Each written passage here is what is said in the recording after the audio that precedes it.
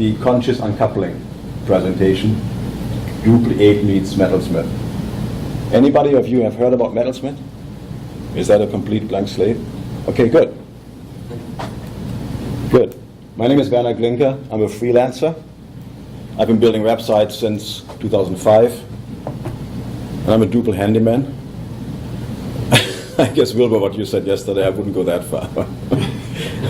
He said something to the effect that he does almost everything, and everything he doesn't do well. So I'm quite sure he is doing well. My website is glinka.co, and I'm also dabbling as an artist at times. If you're ever interested, you can go to wernerglinka.com. You can get me at the Drupal Slack channel of the local community. I'm happy to answer questions. There are a couple of websites that I built for this as well. This is kind of an ongoing project. So anything, if you're still interested in any of this after I'm done with you, there will be more. So I want to talk about the motivation. Why am I doing this? Just talk a little bit about the benefits of static websites, what's Metalsmith, Nunjucks templating. I don't know whether it's actually pronounced properly, whether it's Nunjucks or Nunjucks. I don't know. Anybody knows? Nobody knows what that is anyway, right? Okay, good. The ORCA Client, and then we will do questions afterwards.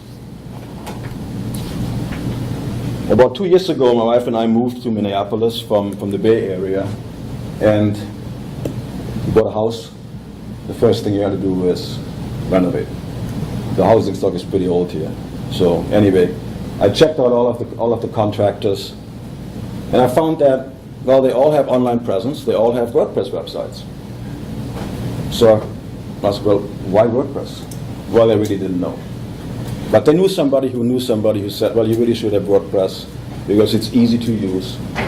You know the story. Well, I asked, when do you update your website? Well, almost never. Any security updates? What is that? And it turns out that these smaller businesses, and even medium-sized businesses, they very often don't have the talent, neither do they have the interest or the budget to really maintain their websites. They really want to put the website out there and let customer look at them, and then they come back and talk to them in person. One of the things that kind of struck me was that here is something that is being sold on a certain merit, and then it's never taken advantage of, and then people are hired to do the work for them anyway. So I thought, well, why don't they use static websites? Because that's really what they want. Their content never really changes. These are typically brochure websites where you will find something like their services. Maybe there's a little blog involved. Very, very simple. And by the way, this is not that I'm down on WordPress. Some people sell Drupal for everybody or Joomla for everybody, and I would say that half of them or even more never even need it. So I built an example of a website for small and medium-sized businesses that is static, that could be used by people like this. And for many, many applications, it's actually the way to go. They would hire somebody like myself, like yourself. You would do the update in a very short period of time, and everybody would be happy. But there's some customers, they do want to have updates. They want to make updates themselves. In particular, I have one customer who constantly goes with an SEO effort and wants to change whatever, metadata, keywords, everything. I mean, it's really a weekly occurrence. And so for people like this, I figured that, well, let's just combine Drupal with its content management capabilities and a static website, and these people would never really have to worry about anything. So before I go further into this, I want to show you what a website like this would look like. This is just lots of Greek text and stuff like that.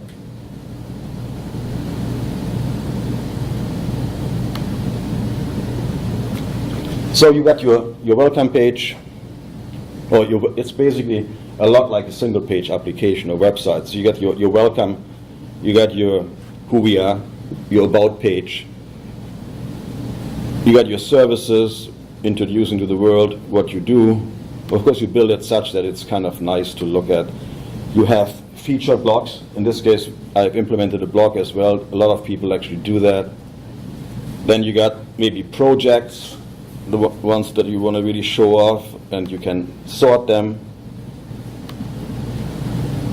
And there is our contact. So fairly simple page, but basically everything you need to represent a business. You could leave it as this, or you could also have landing pages now associated with this, where you would just basically look at all of the individual blog posts. And what you see is something that you do probably every day in views. Well, there is no views involved. Actually, whatever you have seen so far, this is all static. That is just based on data that comes from Drupal. So for example, even though in Drupal we would have a taxonomy, like block categories, we would just download the terms and do things like this, where we would actually generate, with a static site generator, we would generate extra pages that would list pages that belong to this block category. So it is, what you see, the output really is very similar to what you would do with Drupal, except if you would look at the source code for the site, there's absolutely no indication that it comes from Drupal or any CMS. It is just static HTML, CSS, and JavaScript.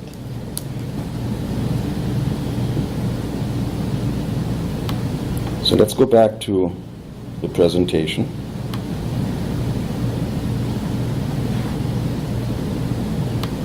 Oops. Come on. Oh, I have to get out of this.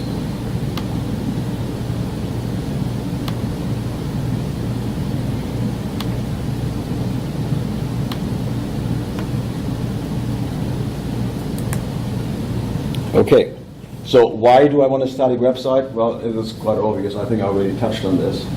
It is obviously very fast. Typically, a site like this, first time to buy it is less than a half a second. It is secure. There's nothing to hack. If anybody hacks this, you just kind of upload it again. It's really, this are all files. There is nothing, there is no need for security patches or updates or anything, and there is no drama involved, and there is no Armageddons. And I guess that is something that smaller or medium-sized businesses really like, right? Because what I find is that very, very often, smaller agencies maybe, but people just sell something to clients that they think they can make money on. They don't sell something that actually is something, it's the right thing for the client. So, for example, I had a company, a stucco company, they ended up stuccoing the house. They had a nice website, but only 5 pages, and just showing examples of their work. They had no clue about any of this.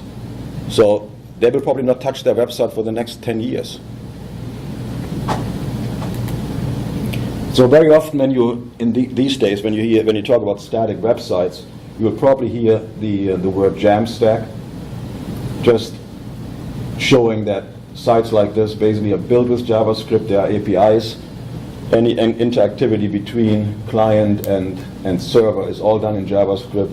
And very, very often they also have data that are inputted in markup. But in our case, it is not. We will see in a bit what that actually all looks like. So now I said site generator a couple of times. What is a static site generator? Well, in Drupal, we basically build our sites by defining blocks and then put them all over the place. That's going to be all dynamically assembled when the page is loaded into the browser. Well, of course, with a static site, you don't have that ability. However, with a site generator, which is more often than not a Node.js-based building process, really, you do have the ability, in conjunction with a template engine, to actually define individual blocks and then put them all together. And when you build this page or the site, and then you can deploy them. But when you build it, it's all still in modular, in block form. They're all put together, and then you have the static page, and then you deploy it. So if you ever need to update, let's say, a menu item, and you got 100 pages in your site, you don't have to go 100 times into every single page and update the link, for example. You do it once, recompile your site, and that's it. So in essence, they do offer certain benefits that a CMS has, but there are no requirements for hosting this. You don't need, as I said a little earlier, you don't need anything like like any language, server-side language, or a database. Actually, the cheapest the cheapest server will do. So I looked around for an automated way of building these sites, and the one that you come across right away is probably Jekyll, especially if you do work on GitHub, because GitHub pages actually you can build your sites in Jekyll, and it works just flawlessly. And Jekyll is very powerful, but it's built on Ruby. Well, I don't know Ruby, and I didn't want to learn another language just for a tool that I want to use. So I looked for JavaScript-based ones, and I found Metalsmith. And it is, as they say, extremely simple, pluggable. So, well, what does that mean? In essence, Metalsmith is actually, if you would look at the code, you could put this on a single page. It's a very, very small module, node module, that does just one thing, and that does it very, very well. It looks at a source directory, takes the files, converts them into JavaScript objects, exposes them to plugins, and then it goes from plugin to plugin until the end of the chain, and then it converts them again to files in a destination directory. That's all it does. From A to B, and in between, it exposes the object. So we can do whatever we want. We never really touch the files that are in the source code, in the source directory. We can do whatever we want to, whatever we transport from A to B. We can transform anything into anything, and what the outcome is a real file again. Well, there's one thing that is very, very interesting. Once Metalsmith, am I walking away from this? Is this still okay? Once Metalsmith has turned the source directory into a super object that has an object per file, we are now into this plugin to plugin thing. Well, guess what? That actually that allows us something that maybe initially was not really meant to be, but we can actually put a plugin in here that just inserts an object into the Metalsmith object without ever having a source file here. A real file will come out. Hint, hint, just keep that in mind. So what do these files actually look like? A typical source file has at the very top, there's a section that is bordered by 3 dashes on either side. That's called front matter. And these are YAML formatted metadata for that particular file. So in this case here, we see at the very top, we specify a layout file that should be applied to this source file. Then we get some metadata like the title, description, whatever you would expect. You have the title. This is, by the way, this is an example file that would actually be a blog post, which would use the blog post HTML as its template file. So there are tags there, there's the author, all of the information is something that you would expect. These would be individual fields in Drupal that you would expect, and at the end of this, we will actually take a look what this thing looks like on the Drupal side. So there's an image, and then below these 3 points, or these 3 dashes, you got Markdown, just a little example here, where you got a header 2, and a paragraph maybe. So that is actually what the file looks like. Once Metalsmith has converted it or transformed it, what you see here is an object. The key of the object is actually the path to the object in its source. And then all of the YAML properties are now transferred over. They are now identical, but they're in JSON format. The only difference really is the content. For clarity purposes, I put the content here just as a string. But what they really are a buffer or buffer object, a node buffer object, so you can actually also have binary data in there. And then you got some stats and the permissions for the file. But that's basically how you start moving that object now through the chain of plugins. So I assume that we just have I want to now step through what Metalsmith does with a couple of example plugins. But we have a very, very simple setup, obviously, and this would be the blog post HTML, the template file that we would use. So you see some variables that we inject here, a variable here with a filter, and that will look probably very familiar to you if you have used Twix. Actually, Nunjucks, if that's the right pronunciation, is very, very similar.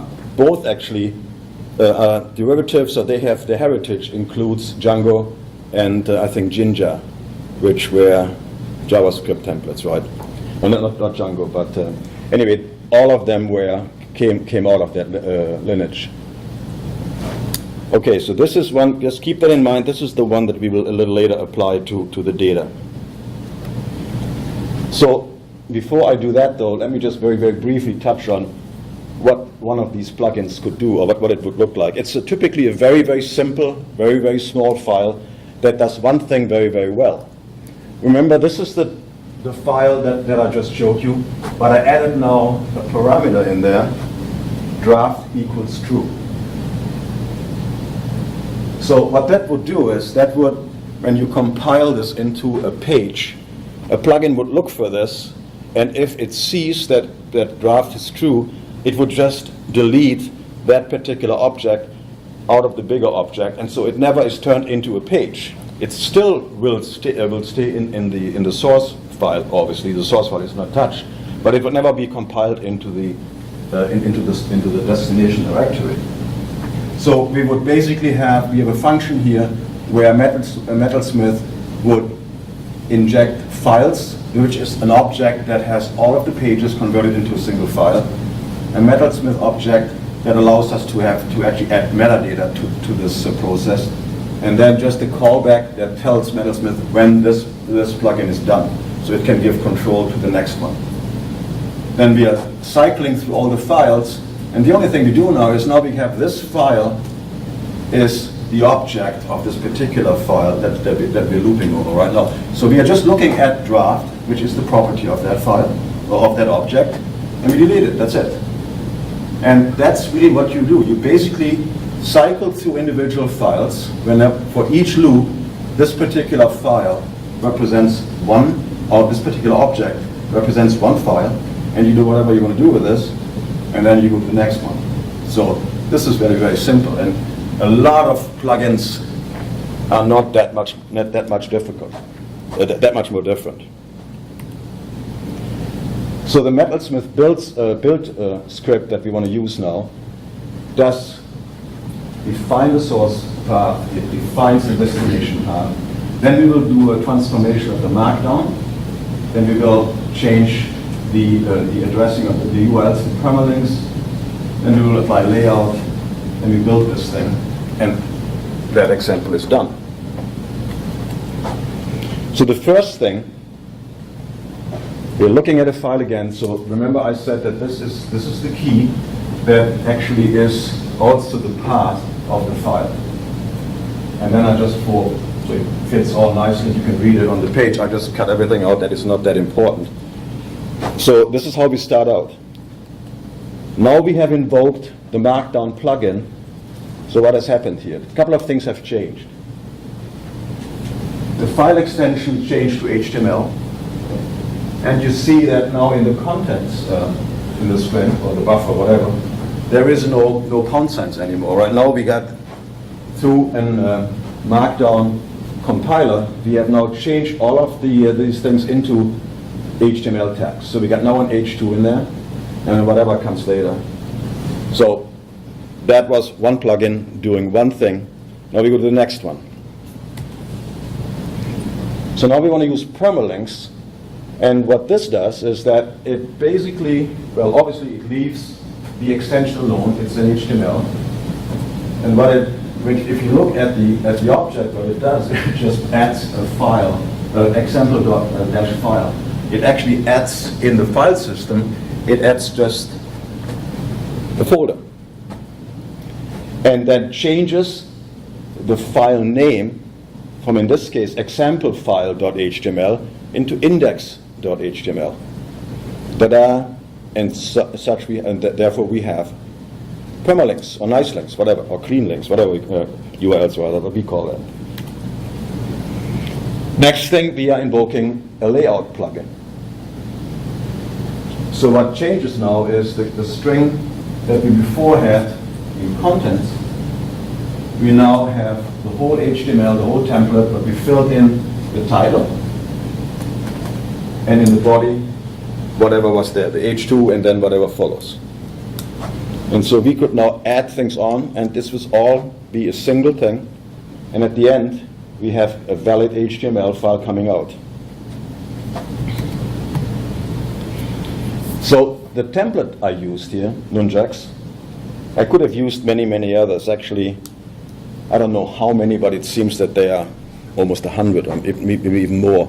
I mean, you have heard of Mustache and other templates. I choose Nunjucks because it is a very, very feature-rich template language. It supports inheritance, so I could have a master file, and then I could have another template file that would just inherit basically the structure of the master file, that would then override blocks. And so it allows you to really keep all of these templates down, because they can really grow.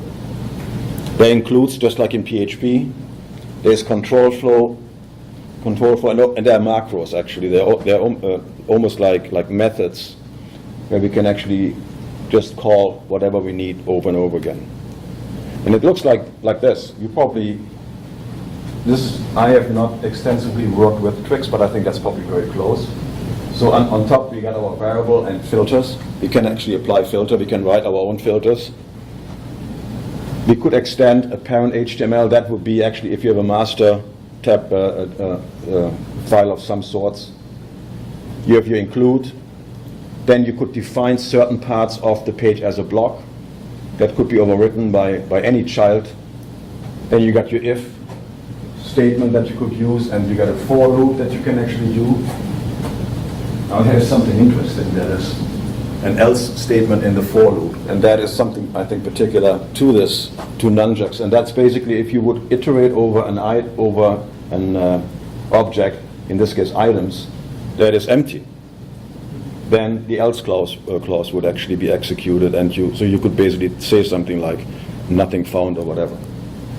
And there's a macro, and of course comments. It's very, very powerful. It's hosted by and maintained by Mozilla, and so I think that has probably a very large lifetime. It can also be used in a browser. They recommend not to, but anyway, I think it's a very, very powerful implementation, and I really think it adds a lot to the ability to modularize your site, and I'll leave it at that. Okay, so now that we have seen the process of using Metalsmith, I want to make very, very clear that you understand that this is not a traditional headless implementation, not like a regular one where you build basically a site and then through an AJAX mechanism get data in. That is not the case. This is a process that just gets the data during build time. You push your button, and then a gulp process starts. There's Metalsmith involved, and at the end, you got a static website. At that point, any link to Drupal is gone. We don't need it anymore, right? So therefore, what I said a little earlier, the secure thing. So it is not a website, it is a site generator, and I think I just said that. So what we have been doing is we have this ORCA server. We'll look at this a little later. We are using the JSON API to get data, and in this case, there are a couple of plugins that I wrote. One that builds the home page and one that builds blog posts. These are then fed as file objects into the build process. And that's a very, very global view of what the build process looks like.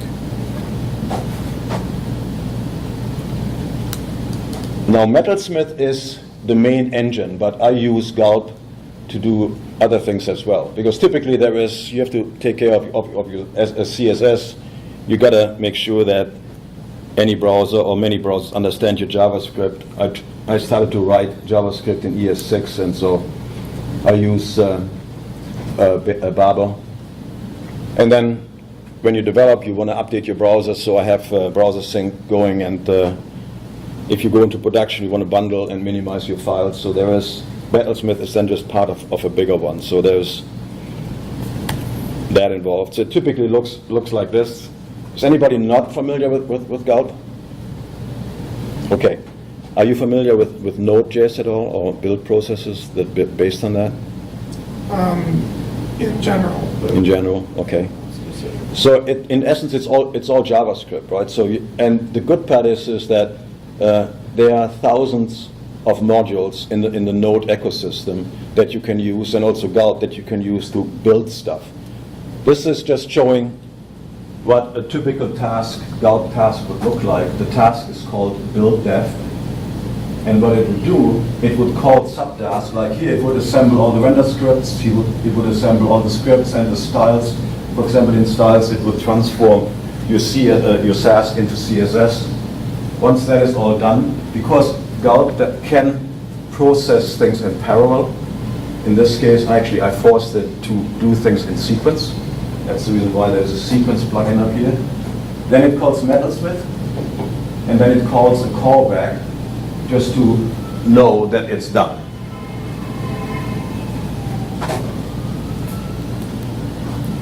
The default task itself looks like something like this, where you actually call the build dev task that I just talked about. Then you would initialize your browser sync, and then you would invoke a watch function that would just look at all of the files that may change, and if anything changes, it just updates your browser, so you don't have to have this reload the browser. Now, once this is all done, once the process has finished, and I have now ensured on my local setup that the site is working, then I upload it actually to a Git repository. And I do that because I'm using for hosting a company called Netlify. They have, I guess they coined the phrase continuous development. And what that basically means is that they are looking, or they are linked through webhooks into the GitHub repository. If you upload anything, they will then start a build process where they basically load your whole repository content. Then they do an npm install. So they duplicate your environment, build the site, and once the site is built, they put it onto a CDN. So what we do in building the site, we're really only doing a local development and committing it to a GitHub. That's it. And then at any time, that GitHub is representing what's live. So no deployment without committing. And of course, now anybody that works with you could contribute by just pulling it and making modifications easily. So what that looks like is a lot like this. So the local environment here, it's basically a Metalsmith process that uploads anything to the GitHub, and once that is done, then Netlify will load it into its own process and publish it. Any questions so far? All right. Then let's take a look at where the data come from. So you see the static side is hosted by Netlify, while a Drupal 8 implementation that serves the data sits on Pantheon. It's in my view, they have the best environment to actually develop and host as well. And it's free. It actually turned out that it is remarkably simple to do and duplicate just a data server with a JSON API. I don't think I've ever built a Drupal site with that few modules. It's amazing.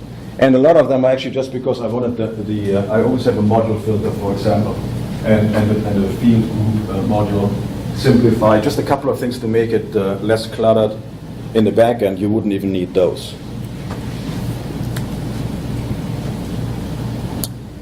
So the structure of this is that it's organized, the organization rather, it's driven by the pages that I showed you a little earlier.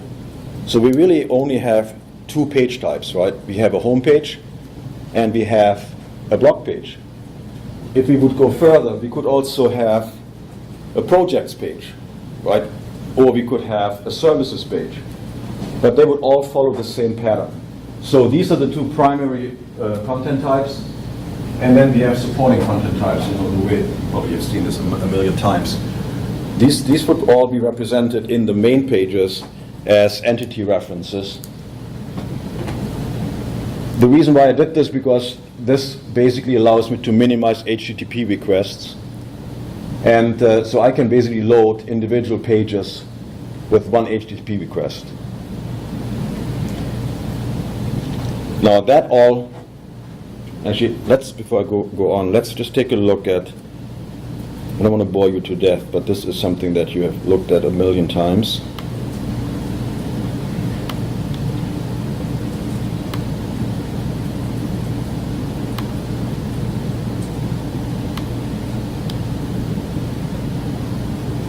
So, for example, the content page. Let's look at the home page here. That is called ORCA Home Global.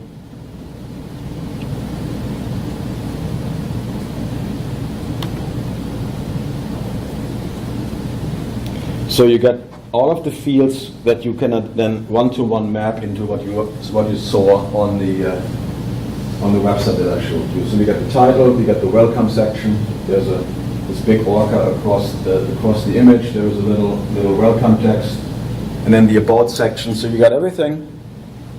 There's a one-to-one mapping from almost anything.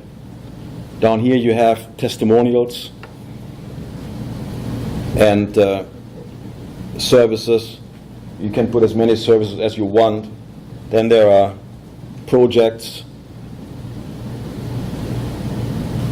the blog section, and the blog section, this is just the where you have your featured blogs, and then you can add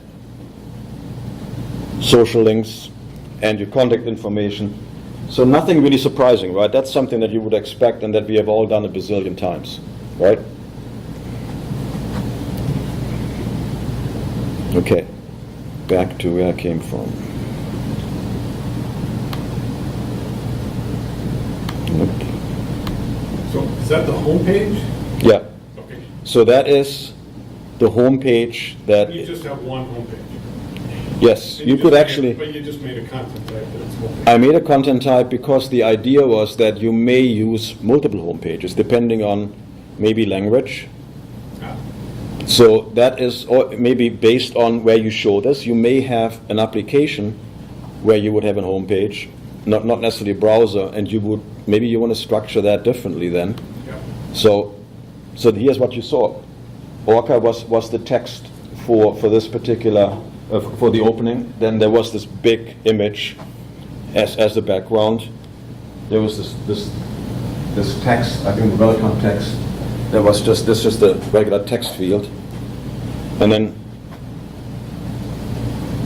this is, so it's all basically, you could actually map every single thing. You could map one-to-one to the content that you just saw. By the way, the funny part was that I got really acquainted with Yogi Berra. I was looking for some stuff that I wanted to put in there, right? And so here this, when you arrive at a fork in the road, take it. That's a good one. Actually, there was one. If you don't know where you're going, you might wind up someplace else. No, this one is good too. Always go to other people's funerals, otherwise they won't come to yours. So anyway, there's a one-to-one correlation between what we just saw and there. So it makes it very easy. So this is basically what you do first. I mean, when you plan something like this, you would do your wireframe, you would lay out where the data goes, and then you could basically build your content type.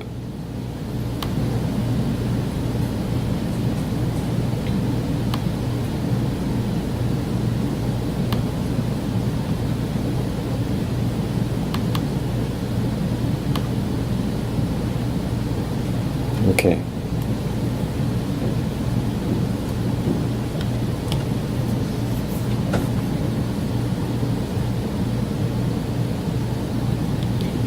The most important part of this setup is a module called JSON API. Now, when I started this, I wasn't really completely sure how to do this. I mean, okay, doing your own API, and I mean, what is involved, and I found JSON API. Actually, what I found was a series of videos, and if you're interested in that, I would suggest that you take a look at that. It is a series of videos by, I think the guy is from Spain, but he works for Lullabot. And all of these are about 3-4 minutes long, but I mean, it's a revelation.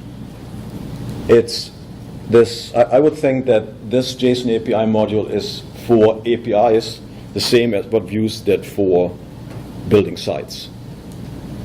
So when I talk to people, I would get questions like, well, how many times do you actually have to speak to the server to get all the data to build a page, right? Well, the answer is per page once. And if you would use the built-in or the core REST, the REST Web Services module, that wouldn't be possible. But with this it is, because it provides features that do things like you can define collections. You could say, well, send me all of the blog posts that you have in your system in one request. You could also make sure that all of the resources that are referenced within a content item, that they are included as well. And there is something that's called sparse fields that allows you to actually select what kind of fields per content item you get. Because you remember when you look at a node, how much stuff is in there that you never look at? Okay, the node ID, good, there's a VID, there is node created, node modified, blah, blah, blah. I mean, who needs all of this stuff? We don't need it for, I mean, you may need it for other applications, but I don't need any of this stuff. So this module allows you to shape your request just the way you want it. But it does also things like this for you. You know, every node attribute, for example, like the node ID, everything is always stored in an array, and the array really is an array of objects. Well, in many, many cases, you only have one value in there. So what JSON API does, it does not give you this original structure. That's what you would get if you would use the REST, what's it called, REST Web Services module. It gives you this. So that means when you start working with these objects on the client side, it's much, much easier. You don't have to iterate through all of this stuff. But what really blew me away was I learned when I was watching these videos, I learned about the API, but I also learned about a tool called Postman that I didn't know before. That tool makes it extremely easy to look at an API and just play with it and then build queries. So here is Postman, and Postman executes a query that you see up here. So in this case, and by the way, if you ever want to play with this, this is live, so you could actually see what's coming back. So it is dev-orca@pantheonsite.io. And so the structure of this URL is, so you got the initial URL, and then it allows you to add parameters to it with a very nice user interface. Here is like that. So you specify the format of the response, and then you say, I only want to see things that have the title ORCA home global, but it makes it one, right? And then you say, well, I only want to see the fields by that name. So anything that you don't want to see is gone. So let's have a look at that, what that actually means. I can turn these things off, for example, and execute a request if the Wi-Fi is still good.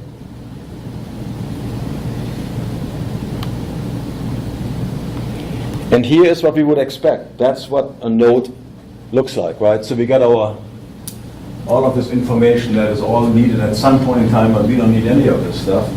So now if we say that we only want certain fields, the API module will actually will filter that out for us.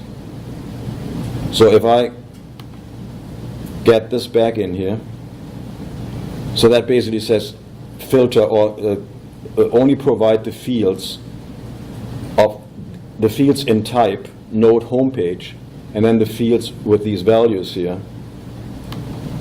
You do that, and then you take a look at the response. Much cleaner. See, all of this stuff is gone now. The only thing that's left is what I wanted to see. So we see the type now, of course, and then the attributes are all fields where we have actually the value right in the node. We have now relationships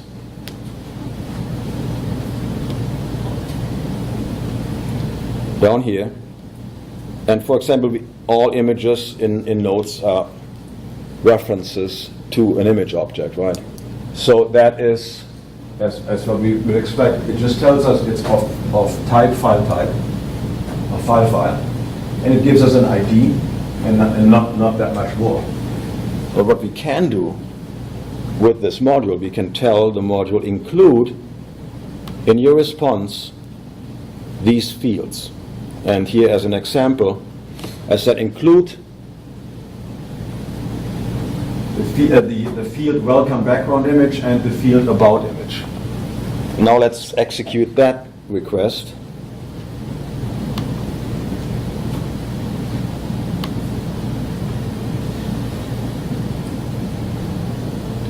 And up here, nothing has changed really. So in the data, there's the section here that's the data array. But now at the bottom, we have now a section that's called included. And if we go a little down here, we now have a file. We have an ID that allows us to find actually what that is linked to. And here we see all of the information that we want. The sources for the image, so we can now download it and store it locally. This thing is amazing. If you ever do something like this, you gotta get Postman and just play around with that. It's amazing what you can do with it. And that's the way I actually built my queries. I played around with it until I actually got to what I needed to have. It was really amazing. So between the API module being configurable, I mean, you don't have to configure, it's configuration free. You just basically plug it in, enable it, and it's done. And this, my API work was done in a couple of hours. And most of that was just trying to get familiar with that. It's amazing. I'm a fan. You would have never noticed. All right.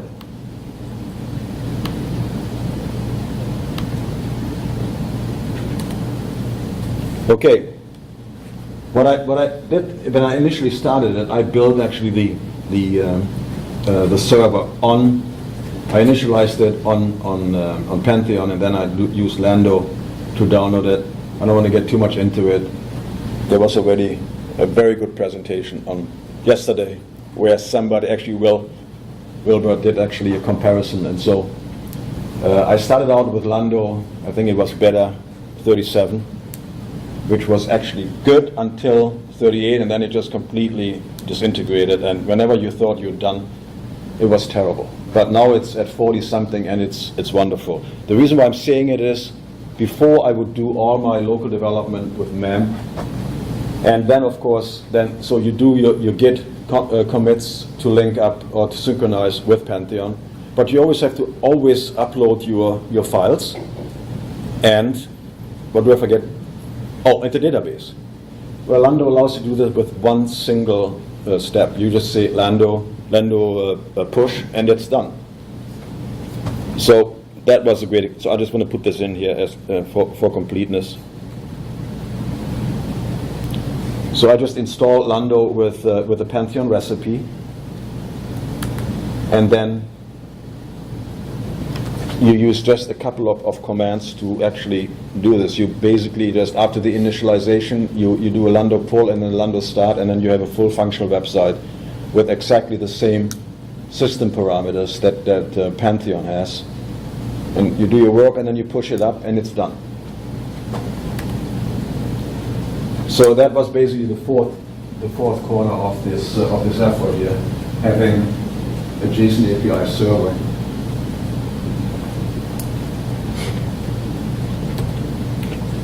Questions? I maybe just might have missed something, but when you initially kind of looked at some of the Metalsmith stuff, you were talking about parsing Markdown, and then the setup in Drupal obviously isn't in Markdown. So were there any additional steps you had to take as far as Metalsmith being able to process that? No, they're really independent. So that, I think I said actually when I went through this, that I did not use Markdown.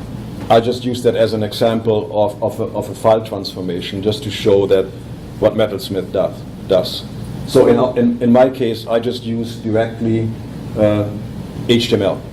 Okay. Right. So some of the fields actually are in on the back end. They are all in HTML. I just found out something strange this morning. Typically with 7 the admin template, you get under every single text field, you get about that much of explanation of format explanations, and I found Simplify to get rid of that. Well, what it also does, it also then hides the WYSIWYG editor. Anyways, so you don't really see it that well, but I mean it's all done basically an export of an output of CK editor, which is HTML. So JSON API gives you back, in some cases, HTML fields, in some cases just strings, and you just... Yes, yeah. And that is just, however, whatever field you actually define for that particular field, you can use text, bare text, or you can use whatever, right? I mean, it's whatever Drupal allows you to do, that's what it does. And if you have a rich text field and you select for that field full HTML, that's what you get. So your layout is one page, your website, the static website? Well, let's take a look at it. The layout for, I have 2 layouts actually. So this is the file system actually where this resides, and I have a folder with layouts. I got a block, which is a list of blocks. Then I got the default blog post, and I got the default page, which is actually the home page. Is that big enough for you to see? Blow it up. You have more space on the side. Okay, we got. Just Control plus, I think. Mm-hmm. There you go. So this is my template. So you see above I have a block, head.html, well, you would expect that. And then I have an include of a browser upgrade whenever anybody comes with the old IE. I can't really help myself. I just have to tell him to do something. And then you got a header here, and you include your header HTML, another block. Then you got the welcome section. And the welcome section is wrapped in a block and block. And what that allows me to do is, if I ever have another template that I want to inherit the basic structure of this, I could have a file that just basically has this block defined, and what you would get is this template with this block replaced. Right, so here we got our welcome section. The only thing here really is that we have an H1. You see that here there is all of the text, and that text actually was input in an HTML, I think a full HTML format. And so here I have a filter save, so I get this out without anybody, without Nunjucks doing anything with it.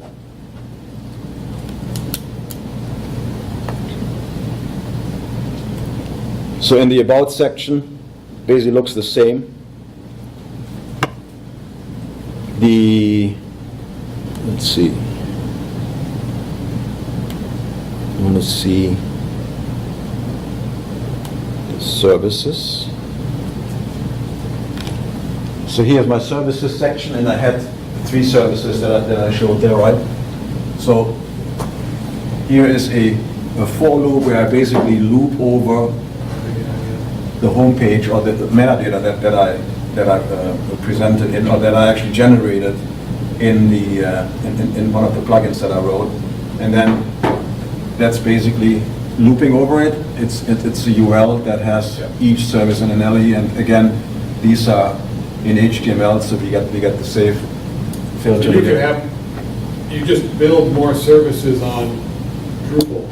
Yes. And it builds another section. Yes. Remember, the services in Drupal were just an entity reference, right? You just say another one, and it just is reflected here. So the main work for me was really the translation or the conversion of what I get from Drupal, a huge JSON API object, into what Metalsmith understands. And so there's a lot of looping over and matching up this UUID with this UUID, so I know that this field name really has this URL, so I can then download the images. Yeah. And you can actually look at this.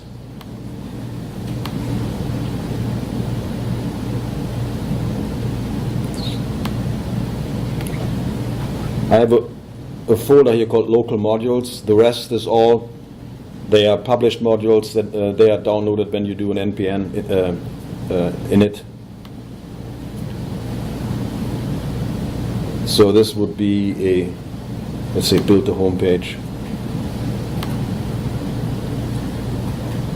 If you have looked at these before, that look very familiar. So there are some required modules that I need, and then I'm building my query, and that is what I showed you before, where you get all of these fields. It's a long list of them, but I'm using actually an ES6 template file, and so a template rather. Template string. So if you look at the beginning up there, it says common text one line trim. So this is actually just here for, so it's easier to read. Once you actually execute this, it will just basically put that into one string and strip out all of the new lines and all of the spaces in there. So in essence, you got these. This is the request, and then the major method here that I use is the get field value, and that basically loops through a lot of different things and also simplifies. For example, we have seen a little earlier that each attribute of field value is represented, where do I have this here? It's represented typically like this. Field service provided, you got the value, the format, and you got the process. Well, I don't need any of it. I just need the value, right? And so this method then does this into this. That's what Metalsmith understands. Then it becomes a simple value, a key value pair, and that's easy to deal with.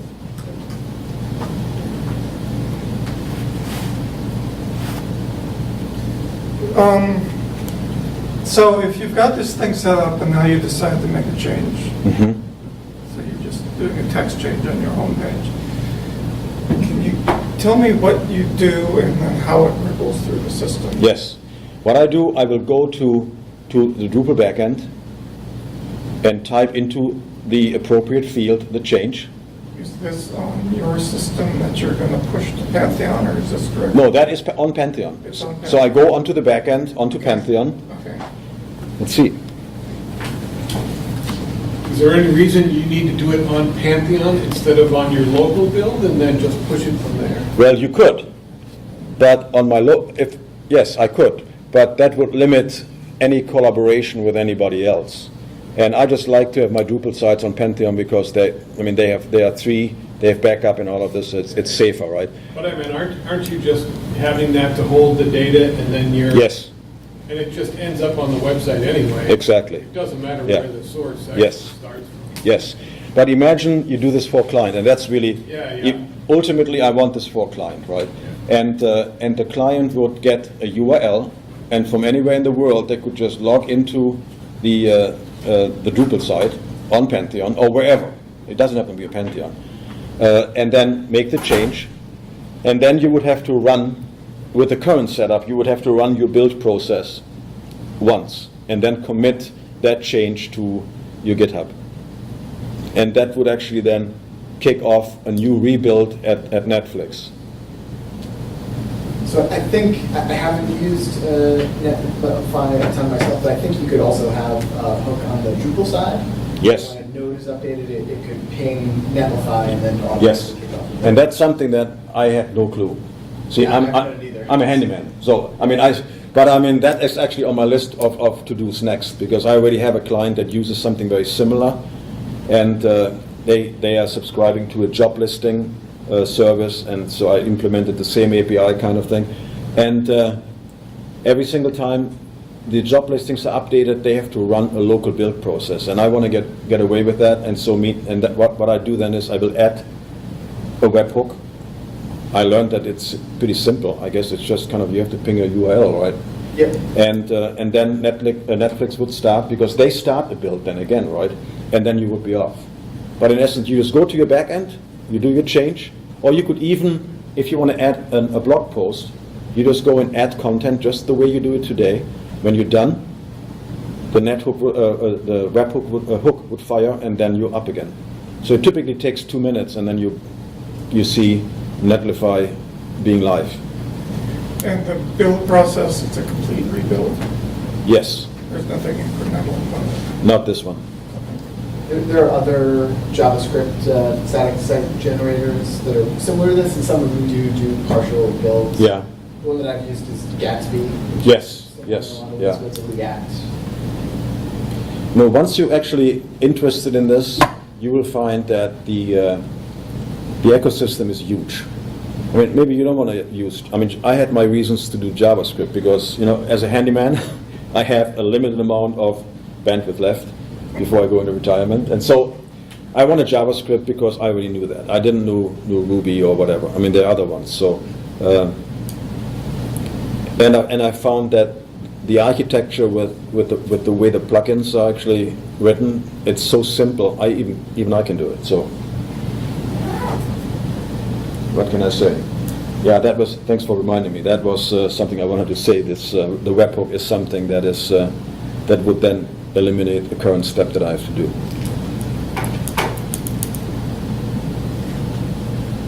Wow, we're almost an hour.